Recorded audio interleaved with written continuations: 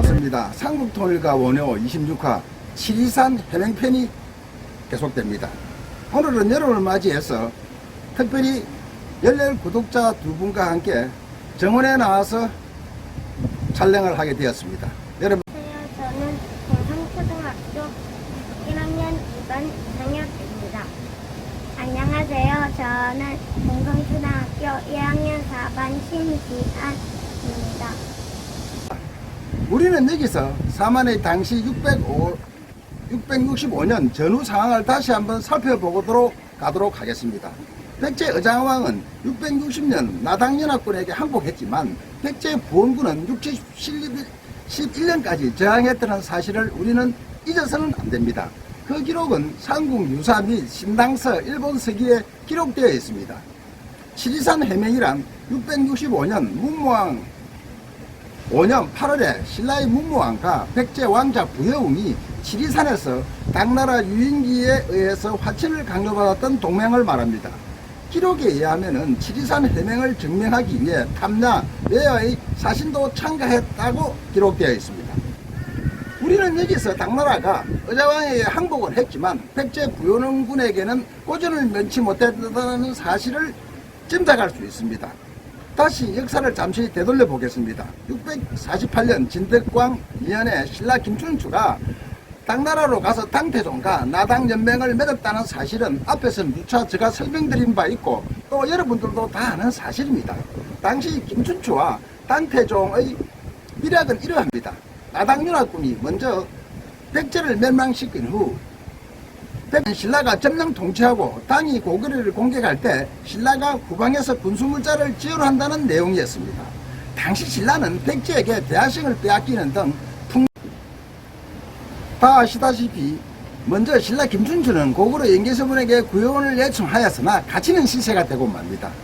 무사일생으로 빠지는 오는 김춘추는 먼저 외로 건너가 삼국에 전쟁이 일어나면은 외는 백제를 도우지 말 것을 요구합니다.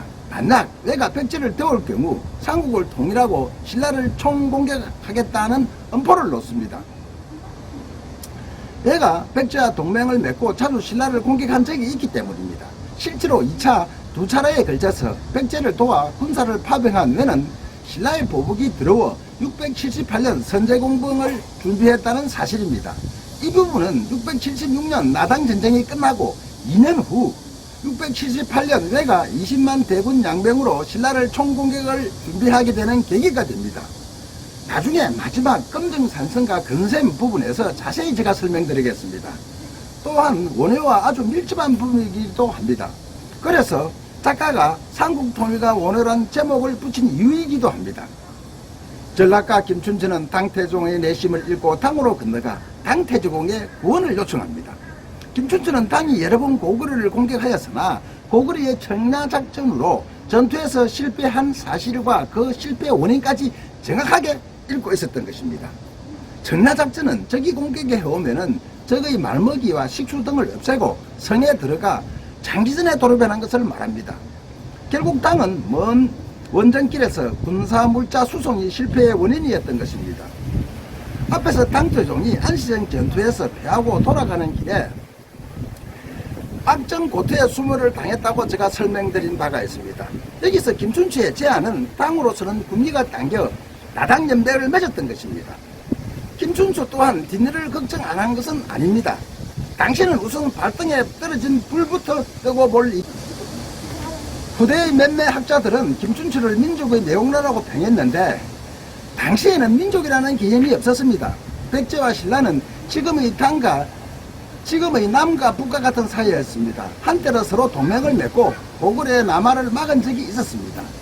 민족 자결권이라는 말은 1913년 러시아의 레닌에 의하여 시작되었고 여러분이 다 아시다시피 1918년 1차 세계대전 직후 미국의 윌슨 대통령으로부터 세계에 확산되었던 것입니다. 따라서 우리의 3.1운동도 큰 영향을 받았던 거 아닙니까? 당태종의 뒤를 이은 당고종은 백제 점령 후 신라까지 침략하려고 했다는 사실입니다. 이에 김유신 장군이 급변하여 당과 일전을 준비하였으나 당나라 소종방이 지금 신라와 싸워봤자 성산이 없다는 것을 알고 귀국해버립니다. 귀국을 해 당고장이 소정방에게 왜 신라를 치지 않았느냐고 하문하자 신당서 기록에 소정방이 말하기를 신라는 임금이 어질고 신하들은 임금을 존중하고 백성이 하나로 똘똘 뭉쳐있고 김유신 등 유능한 장군이 많아 성산이 없었다고 보고한 기록이 있습니다. 이 부분은 제가 앞서 여러 번 설명드렸습니다. 일례로 상대 등 알천이 김춘추에게 왕위를 양보하는 등 김인문 문무왕의 동생입니다. 김인문과 김유신이 충성으로 문무왕을 받들었다는 사실 등입니다.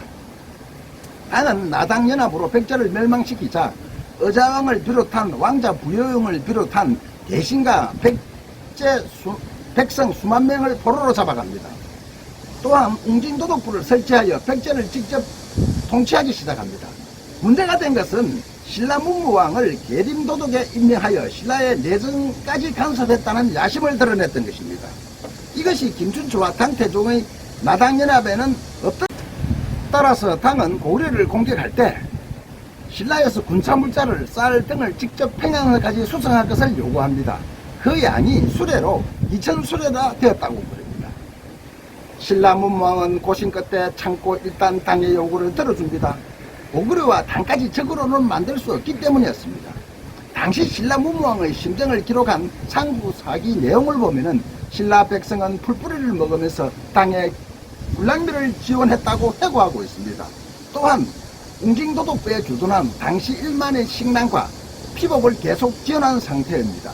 그러면서 비밀리 군사양정과 병기개발 등으로 7년 나당전쟁을 준비해 결국은 당나라를 이 땅에서 완전히 쫓아냅니다.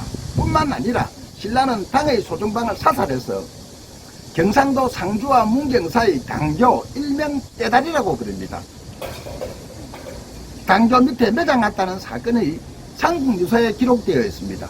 신당 고구려의 멸망과 나당 전쟁 부분은 나중에 제가 다시 설명드리겠습니다. 우리는 여기서 예나 지금이나 강대국의 행포를 상기할 필요가 있습니다. 또한 문무왕과 같은 지혜가 필요할 때라고 저는 생각합니다. 한편 원효와 의상이 당나라로 가는 길이 이어집니다. 올해의 봄 햇살은 땀이 날 정도로 무더웠지만 숲속을 지나갈 때는 바람이 불어 시원했습니다. 솔밭을 걸을 때는 솔항에 정신이 맑았고 발바닥에 밟히는 솔갈비가 마치 솜을 바른 듯 부드러웠습니다. 3년 만에 누더기 장삼을 휘날리며 걷는 기분이 날듯 가벼워 입에서 노래가 절로 나왔고 걸음이 절로 걸어지는 듯 했습니다. 오늘은 두 팔을 벌리고 한껏 길을 해보했습니다. 길을 걷는다는 게 마냥 즐거웠습니다. 당나라까지 쉬지 않고 걸을 수 있을 것 같았습니다. 모내기가 막 끝난 논에는 파란 배들이 파릇파릇 돋아났고 마을엔 잔치가 벌어진 듯 한바탕 풍물놀이가 왁달지껄했습니다. 어상아우 우리 저 마을에 들어가 물이라도 한 그릇 얻어마시고 가세. 사람들이 무슨 잔치라도 하는 모양인데 말이지. 그런데 물이라도 얻어마시려면 몸을 좀 씻고 가야 하지 않겠어? 왜 입은 거지는 얻어먹어도 벗은 거지는 못 얻어먹는다는 말이 있지 않은가? 내가 동양에는 이골이 낫지 안 이골을 한가? 오늘은 옛날 거지들과 동랑을 다닐 때가 생각나서 멋쩍게 웃으며 말했습니다. 형님 오늘이 수리날입니다. 뭐 수리날이라고? 그러면 머리도 좀 감고 가야지. 가는 날이 장날이라더니 이복의 어상 오늘은 일진이 좋은가 봐. 이 마을에서 목이라도 좀 죽이고 가세. 오늘은 수진날이라는 말에 신이 났습니다. 어상은 어듯한 설임복장이었으나 오늘은 3년 동안 깎지 않은 긴 머리에 입성은 누더기로 거지 중에 상거지 꼴이었습니다. 무슨 꿍꿍이 속셈인지 마을방 냇가에서 누더기 장삼을 벗고 몸을 씻겨 시작했습니다. 첩첩 산골 바위 절벽에서 3년이나 묵은 수행을 하였으니 꼴이 말이 아니었습니다. 수린날을 맞이하여 여자들은 한복을 곱게 차려입고 그네를 타고 남자들은 씨름대회가 열렸습니다. 여러 마을에서 장수들이 참가하여 남도 최고의 천하장사에게는 황소가 한 마리 걸린 아주 큰 대회였습니다. 오래간만에 사람들을 본 원효는 입을 다물 줄 몰랐습니다. 긴 머리에 누더기 장삼을 펄럭이며 마을을 제집 모양 알보였습니다. 그네를 타는 아낙네들을 보면 연신 싱글벙글이었습니다. 원효가 지나가는 처녀들에게 손으로 희롱을 하자 뒤따르던 의상이 얼굴은 어거지상이 되었습니다. 의상은 혹 원효가 실수를 저지르지 않을까 노심초사했습니다. 세박이 형님, 물이라도 한 그릇 얻어 마시고 당항성으로 빨리 갑시다. 하늘도 흐린 게 비라도 오면 큰일입니다. 이 사람아, 오는 비를 어떻게 막아? 금강산 경도 시공기라고 했어. 어디 가서 목이라도 죽이고 가자고. 오늘 같은 단오 명절이 자주 있는 것은 아니잖아. 1년에 한 번이야. 자네는 나만 따라와. 내가 동랑에는 이골이 났다고 했지 않나? 날 따라오면은 굶지는 않아. 몇번 어상이 물이나 한 그릇 얻어 마시고 당항성으로 빨리 가자고 재촉을 해도 오늘은 들은 채 많채 망고 강산이었습니다. 사람들이 빙 둘러싼 곳에서는 실험판이 벌어졌습니다. 역장수들은 군중사위를 들며 여치기를 부추겼고 실험판 뒤에서는 전을 붙이는 냄새가 진동을 했고 지중뱅이들이 모여 앉아 술판이 벌어졌습니다. 마을엔 한바탕 큰 잔치가 무르익고 있었습니다. 실험판에서 결판이 날 때마다 사람들은 환호를 질렀고 여기저기서 술잔을 돌렸습니다. 원효도 사람들 사이로 비비고 들어가 차비를 잡았습니다. 그리고는 당겨 소리를 지르며 열심히 응원을 했습니다. 그러다 곡차 냄새에 참지 못하고 술판에 끼들고 말았습니다. 허허, 극차 냄새가 좋소이다. 지나가던 거린인데 막걸리 한 잔 적선하시죠. 옆에 있던 어산이 기겁을 하고 말했습니다. 형님, 술을 마시면 어떡합니까? 원효는 어산과 술잔을 든 얼굴이 불거스레한 덩치 큰 사내를 번갈아 보며 말했습니다. 이 사람아, 나는 개를 받지 않았으니 중이 아니야. 내 머리를 봐. 내가 어디 중인가? 옆에서 원효의 긴 머리를 본 사내가 대뜸 잔을 꺼냈습니다. 여보시오, 머리를 보느니 스님은 아닌 듯하니 오늘 같은 날 한 잔 받으시오. 인심이 좋아 보이는 불그레한 사내가 선뜻 술을 권하자 원효는 기다렸다는 듯 잔을 받아 단숨에 쉬지 않고 큰 삽을 들이켰습니다.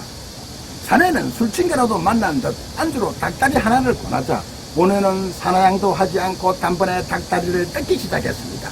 어상은 울산이 되었고 원효는 입이 함지박이 되었습니다. 감사합니다.